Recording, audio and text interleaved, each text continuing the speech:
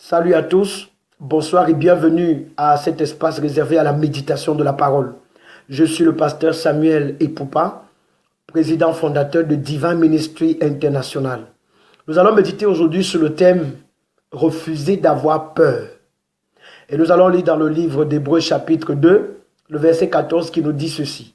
« Ainsi donc, puisque les enfants participent au sang et à la chair, il y a également participé lui-même, afin que par la mort, il anéantit celui qui a la puissance de la mort, c'est-à-dire le diable. » Le verset 15 nous dit « Et qu'il délivra tous ceux qui, par crainte de la mort, étaient toute leur vie retenus dans la servitude. » Ils étaient retenus dans la servitude, dans l'esclavage, parce qu'ils avaient la crainte de la mort.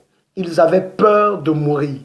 Mais ce texte nous fait connaître que celui qui avait le pouvoir de la mort a été anéanti, c'est-à-dire le diable.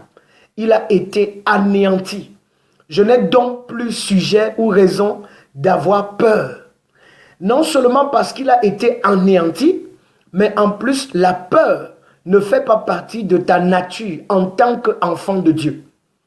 En tant qu'un enfant de Dieu, tu as reçu la vie et la nature de Dieu. Et cette vie et cette nature ne contiennent pas la peur.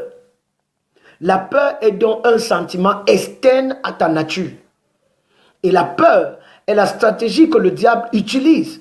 C'est pourquoi il est dit qu'il rôde comme un lion rougissant.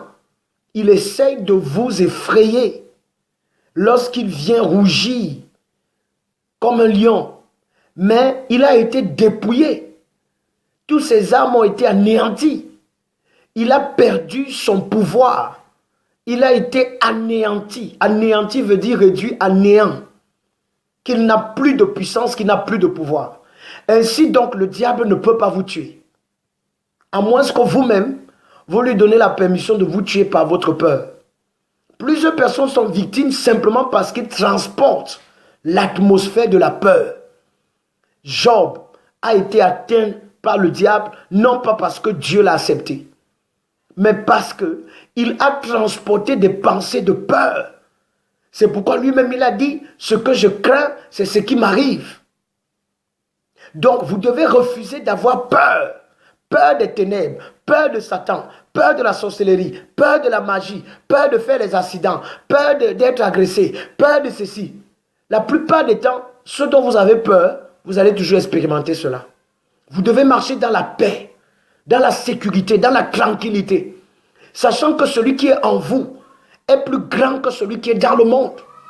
You don't need to be afraid of anything because the devil has been destroyed through Jesus, by Jesus. So you need to live and function in peace. Don't be afraid of anything. Be conscious of the Christ in you. The Christ in you is greater than the one that is in the world. Be conscious of what the word of God says about you. No weapon fashioned against you shall prosper. So don't live in fear. Fear is not part of your nature as a child of God. You are a new creation. You don't need to be afraid of anything. Don't be afraid of fail. You cannot fail. Failure is not your portion. Don't be afraid of it.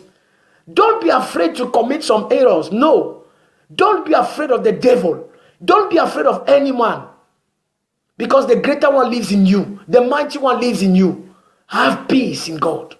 Rest in God. Nothing can happen to you.